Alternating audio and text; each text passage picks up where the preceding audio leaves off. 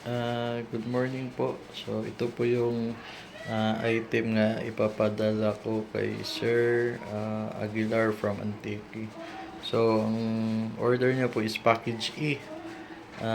Isang main panel na 3x4, isang main panel na 2x3 at saka dalawang separate shot clock. Tapos isang automatic buzzer at saka isang remote controller. So, bali po, sir, madali lang po ito i-set up. So, pagpapadala namin sa item, lahat ng mga antena, sir, is tinatanggal namin to.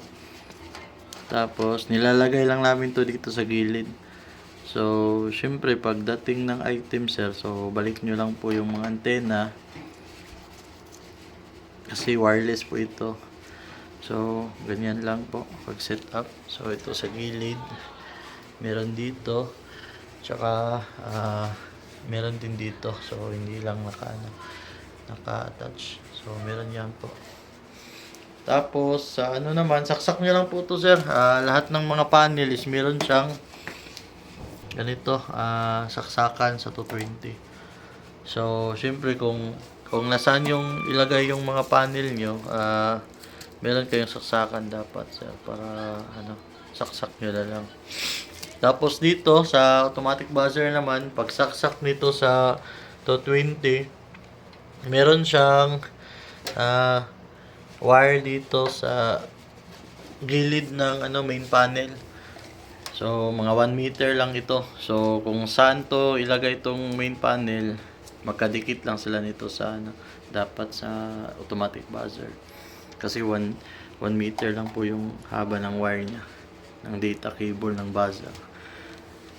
So yan lang po, pag nasaksak lahat, ito na po yung remote niya. Madali lang po, sir. Marami na kaming video nito. So meron lang sa YouTube namin. One click lang po ito, one click lang po. So pag pindot nyo dito, let's say change player. So yan po, one click lang po. Try natin tong clock, play natin.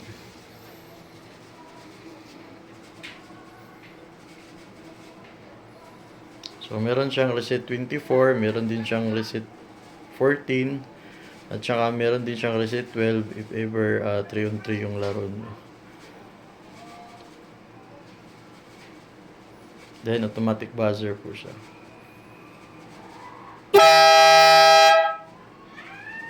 So, yun lang po, sir. Bali, i-create namin to, tapos papadala namin sa inyo.